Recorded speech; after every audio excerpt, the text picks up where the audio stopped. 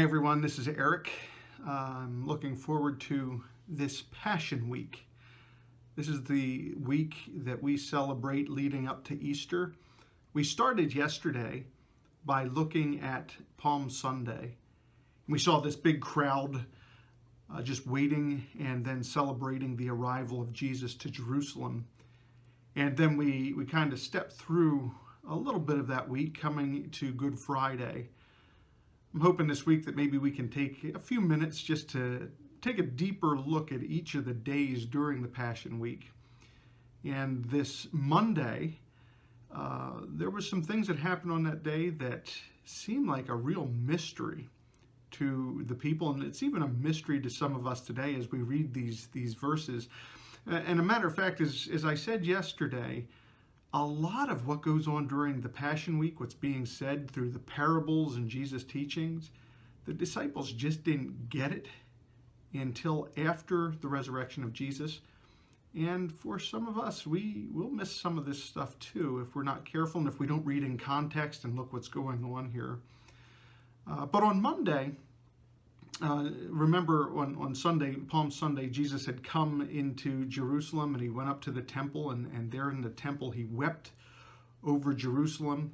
Now we come to Monday, and in Mark chapter 11, verse 12, we read, "The next morning," that would be Monday, "as they were leaving Bethany, Jesus was hungry. He noticed a fig tree in full leaf a little way off. So he went over to see if he could find any figs. But there were only leaves because it was too early in the season for fruit. Then Jesus said to the tree, 'May no one ever eat your fruit again.' And the disciples heard him say it." And we got to ask, well, what's this all about? And then Jesus goes into Jerusalem and into the temple, and he clears the temple. And then we see after that he goes back home, and as he's going through, he comes upon that fig tree again, and the fig tree this time is withered up and dying.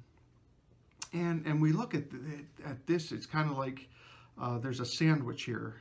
We have the fig tree on one end and a fig tree on the other end, and in the middle we have the clearing of the temple. And I think this all goes together.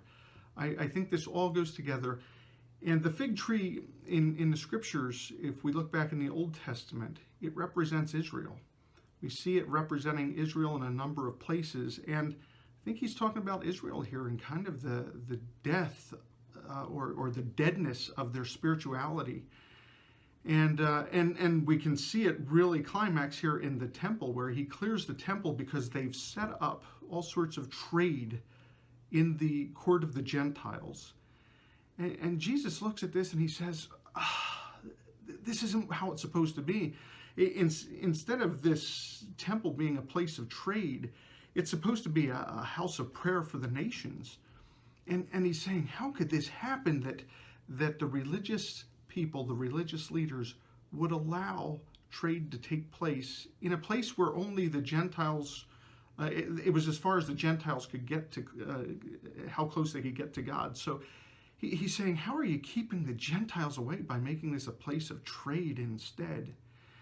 And I don't think he was condemning the trade at all. I think maybe they had exorbitant prices that they were charging for the sacrifices. But I think he was more concerned with how the people were being kept away from God. I think if we're not careful, as believers, as a church, we can get to that same place, that we're erecting all sorts of obstacles to keep people away from God.